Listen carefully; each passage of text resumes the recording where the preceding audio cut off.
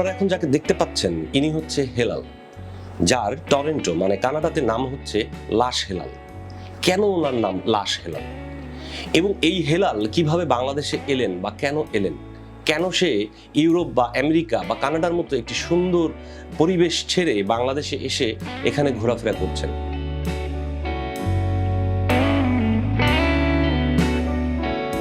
আসসালামু আলাইকুম, clickandtech.com এর পক্ষ থেকে আমি আছি নেমান আপনাদের সাথে। আজকে আমরা আলোচনা করব খুবই গুরুত্বপূর্ণ একটা বিষয় নিয়ে। আমরা অনেক সময় অনেক ধরনের নাটক দেখি, শর্ট ফিল্ম দেখি বা সিনেমা দেখি, যে সিনেমাটা দেখার পর অ্যাজ এ দর্শক আমরা অনেক সময় মন্তব্য করি যে নাটকটা আসলে জমে নাই, বা উনি কি বোঝাতে চেয়েছে আমরা বুঝি নাই, বা ওনার গল্পটা অত বেশি আমাকে টানতে পারে নাই। তো এই যে বিষয়গুলো হয় তার মূল কারণ হচ্ছে স্টোরি টেলিং, মানে আমরা স্টোরিটা কিভাবে বলছি, স্টোরি টেলিং যে আমরা করছি সেইটা কতখানি কমিউনিকেট করতে পারছে দর্শকের সাথে, সেই মূল বিষয়টা নিয়েই আমরা আজকে আলোচনা করব। তো আমাদের সাথে থাকবেন, clickandtech.com এর সাথে থাকবেন, লাইক করবেন, সাবস্ক্রাইব করবেন। আমরা এখন মূল বিষয়ে আসি। স্টোরি টেলিং বিষয়টা আসলে কি, এই জিনিসটা সম্পর্কে আগে একটু ছোট্ট করে বুঝে নেওয়ার দরকার আছে। সেটা হচ্ছে আমরা তো একটা গল্প লিখি, সেই গল্পটাকে ডেভেলপ করি অনেক সময় বইতে আমরা লেখাজোখা করি, যেমন হুমায়ুন আহমেদ স্যার ছিলেন, আরও অনেকেই ছিলেন যারা বইতে লিখতেন। তো বইতে যখন তারা একটা গল্প ডেভেলপ করতেন বা একটা গল্প লিখতেন, তখন তাদের বিভিন্ন রকমের ব্যাখ্যা দিতে হতো। যেমন একটা গ্রামের গল্প যদি সে বলতো, তখন সে কিন্তু উল্লেখ করে যে অমুক গ্রামের পাশে একটি নদী আছে, কিছু গাছ আছে, গ্রাম্য পরিবেশ, তার মাঝ দিয়ে আমি হেঁটে যাচ্ছি। তো এটা হচ্ছে বইয়ের ক্ষেত্রে। টেলিভিশনের ক্ষেত্রে, সিনেমার ক্ষেত্রে, শর্ট ফিল্মের ক্ষেত্রে, বা আমাদের এখন যে চার্মে আছি আমরা, যে সোশ্যাল মিডিয়াতে যে স্টোরিগুলো টেলিং করা হয়, সেগুলোতে অনেক অ্যাডভান্টেজ আছে। অ্যাডভান্টেজটা কি, এখানে ভিডিও আছে। ভিডিওর ক্ষেত্রে কিন্তু আপনাকে গ্রাম অত ডিটেল বলে বোঝানোর প্রয়োজন হচ্ছে না। আপনি যখন একটা গ্রামের ছবি দিচ্ছেন, তখনই বোঝা যাচ্ছে এটা একটা গ্রাম, পাশে একটা ছোট নদীর মতো আছে, সুন্দর হেঁটে যাওয়ার একটা রাস্তা আছে, আশপাশে ঘরবাড়ি আছে। সো এগুলো দেখলেই দর্শক কিন্তু ধারণা করে নেয় এবং দর্শক ওই পরিবেশটাতে চলে যায় যে পরিবেশটা আপনি বোঝাতে চাচ্ছেন। মানে আগে বইতে যে জিনিসটা ডিটেলে লিখতে হইতো, ভিডিওর ক্ষেত্রে সেটা লিখতে হয় না। This is a part of story telling. এইটাও একটা স্টোরি টেলিংয়ের পার্ট। আমরা ভিজুয়ালি এই জিনিসটা বলে দিলাম যেটা একটা গ্রামের বিষয়। এখন আরেকটা গল্প যেটা, সেটা হচ্ছে আপনি যে গল্পটাকে মানুষকে বোঝাতে চাচ্ছেন বা বলতে চাচ্ছেন, যে মেসেজটা আপনার শর্ট ফিল্ম বা ফিল্মের মাধ্যমে মানুষকে দিতে চাচ্ছেন, বা যে কোনো ভিডিও প্রোডাকশনের মাধ্যমে মানুষকে দিতে চাচ্ছেন। তো আমি যদি খুব সহজভাবে একজন মানুষের উপরে ছোট্ট করে দুইভাবে স্টোরি সাজাই, তাহলে দুটোর মধ্যে পার্থক্য কী দাঁড়ায় আপনারা একটু দেখার চেষ্টা করেন এবং বোঝার চেষ্টা করেন। প্রথমটা হচ্ছে খুব সহজ পার্থক্য, সেটা হচ্ছে হেলাল ভাই দীর্ঘদিন বিদেশ থাকেন, তিনি বাংলাদেশে এসেছেন, ঢাকা শহরের কিছু জায়গায় হেঁটে দেখেছেন, তার ভালো লেগেছে, তার সাথে বন্ধুবান্ধবেরও যোগাযোগ হয়েছে।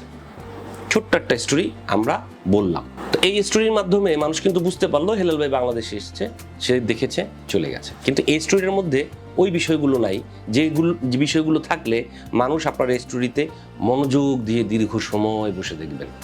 তো সেই বিষয়গুলো কি, একটা হতে পারে ইমোশন, একটু হতে পারে টুইস্ট। তো টুইস্ট আর ইমোশন এই দুইটা জিনিসেই আমরা এই গল্পটার ভেতরে দিই।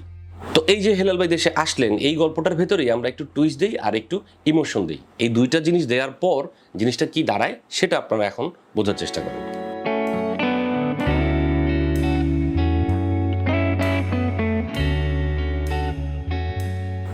আপনারা এখন যাকে দেখতে পাচ্ছেন ইনি হচ্ছে হেলাল, যার টরন্টো মানে কানাডাতে নাম হচ্ছে লাশ হেলাল। কেন ওনার নাম লাশ হেলাল এবং এই হেলাল কিভাবে বাংলাদেশে এলেন বা কেন এলেন, কেন সে ইউরোপ বা আমেরিকা বা কানাডার মতো একটি সুন্দর পরিবেশ ছেড়ে বাংলাদেশে এসে এখানে ঘোরাফেরা করছেন।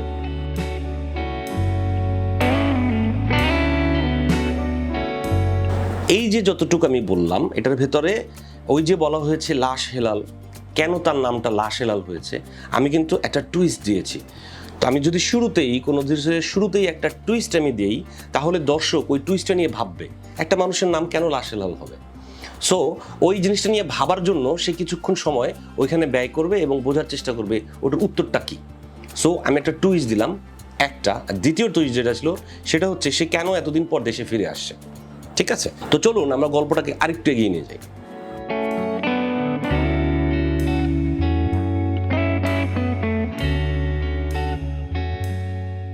লাশ হেলাল নামে আপনারা যাকে দেখতে পাচ্ছেন, তিনি কানাডায় মুসলিম সম্প্রদায়ের সকলের লাশ ধুয়ে মুছে কবরে যাওয়ার জন্য প্রস্তুত করেন।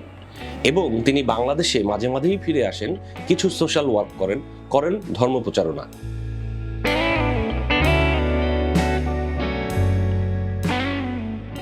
ইসলাম ধর্মের যে বিশেষ বিষয়গুলো রয়েছে সেই বিষয়গুলো তিনি সাধারণ মানুষকে বুঝিয়ে বলার চেষ্টা করেন এবং সবাইকে তিনি তার পথে আনার চেষ্টা করেন। আমি টুইস্টের উত্তরটা দিলাম, ইমোশনটা দিলাম। এই যে পরের যে চাংটা আপনারা দেখলেন, এটার ভিতরে একটা ইমোশন আছে। উনি যে ধর্মীয়ভাবে একটা ইমোশনের ভিতরে রয়েছেন সেই বিষয়টা ফুটে উঠেছে, এবং ওই আগে যে আমি টুইস্টটা দিয়েছি সেই টুইস্টটার উত্তরটাও রয়েছে। তো এই দুইটা জিনিস আপনি যখন একটা শর্ট ফিল্মে বা একটা ফিল্মে বা যে কোনো একটা ভিডিও প্রোডাকশনের ভেতরে দিতে পারবেন এবং দর্শক ওখান থেকে কিছু নিতে পারবেন, তখনই আপনি মনে করবেন যে আপনার স্টোরি টেলিংটা ডেভেলপের দিকে যাচ্ছে। এখন প্রশ্ন আসতে পারে যে সব গল্পের ভেতরেই কি আসলে এইভাবে করে স্টোরি টেলিং করতে হবে? আমি বলবো হ্যাঁ, সব গল্পের ভেতরেই এভাবে করে আপনাকে স্টোরি টেলিং করতে হবে। কেন করতে হবে? কারণ আপনি নিজেই একজন দর্শক হিসাবে যখন বসবেন, তখন আপনি কিন্তু ইমোশন খুঁজবেন, আপনি টুইস্ট খুঁজবেন। আপনি নিজেই চিন্তা করে দেখেন, আপনি যে ভিডিওটা দেখেন সেই ভিডিওটার ভেতরে আপনি কি কি দেখতে চান, কি কি দেখতে আপনার ভালো লাগে, সেই জিনিসগুলোই আপনার স্টোরি টেলিংয়ের মধ্যে আনতে হবে। এবং সেইটা আনতে হবে ভিজুয়ালের ভেতরে, মানে ভিডিওর ভেতরে, এবং স্টোরির ভেতরে, মানে মূল গল্পের ভেতরে। আমি মূল গল্পটাকে আলাদা রাখতে চাই আর ভিজুয়ালটাকে আলাদা রাখতে চাই, কারণ ভিজুয়ালটা একটা বিশাল টেকনিক্যাল বিষয়। যে বিষয়টা আপনি যত রিয়েলাইজ করবেন, ওটার ভেতরে যত বেশি সিনেমাটোগ্রাফি ঢুকবে, ওটার ভেতরে যতখানি কালচার ঢুকবে, আর্ট ঢুকবে, তত বেশি স্ট্রং হবে। এরকম অনেক ভিডিও আমরা দেখি যে ভিডিওর ভেতরে মূলত কোয়ালিটি থাকে না, মানে ভিজুয়ালি বা সিনেমাটোগ্রাফির দিকে হিসাবে সে কখনো ট্রাইপড ইউজ করে নাই, তার ভালো ক্যামেরা নাই, সে হয়তো একটা মোবাইল ফোন দিয়ে একটা ভিডিও বানিয়েছে, কিন্তু মানুষ দেখছে। কারণ কি? ওটার স্টোরি টেলিংটা ভালো হয়েছে। মানুষ স্টোরির ভেতরে ইমোশন পাচ্ছে, মানুষ স্টোরির ভেতরে টুইস্ট পাচ্ছে, যার কারণে সে দীর্ঘ সময় ওটা দেখছে, ওটার ওয়াচ টাইম বাড়ছে এবং ইউটিউব ওটা রিকমেন্ড করছে, মানুষ আরও দেখছে। ঠিক আছে? আবার অনেক সময় দেখা যায় যে আমার যেমন অনেক বড় ক্যামেরা, আমার ট্রাইপড আছে, আমি লাইট সেটআপ নিয়ে বসেছি, আমার মতো আরও অনেকেই আছেন, ভিডিও বানাচ্ছেন, কিন্তু কেউ দেখছেন না। কেন দেখছেন না? কারণ ওই ভিডিওটার ভেতরে ইমোশন নাই, ওটার ভেতরে টুইস্ট নাই, যার কারণে মানুষ ওটাকে দেখছেন না। না দেখার কারণে ওটার ওয়াচ টাইম বাড়ছে না এবং ওইটা আস্তে আস্তে রিকমেন্ডেশন থেকে পিছিয়ে আসছে। তো আমরা এখন থেকে শর্ট ফিল্ম বানাই বা যে কোনো ভিডিওই যখন বানাই, আমি ওটার ভেতরে একটা স্টোরি তৈরি করার চেষ্টা করব। সেটা হোক একটা বিড়াল নিয়ে, সেটা হোক একজন হেলাল ভাইকে নিয়ে, সেটা হোক একজন নেমানকে নিয়ে, বা যে কোনো বিষয় নিয়ে। তো আপনাদের সবাইকে অসংখ্য ধন্যবাদ আমার এই সাথে থাকার জন্য, এবং চেষ্টা করবেন আমাকে লাইক করবেন এবং কমেন্ট করে জানাতে যে আমরা আর কীভাবে আপনাদের সহযোগিতা করতে পারি। আপনাদের সবাইকে অসংখ্য ধন্যবাদ।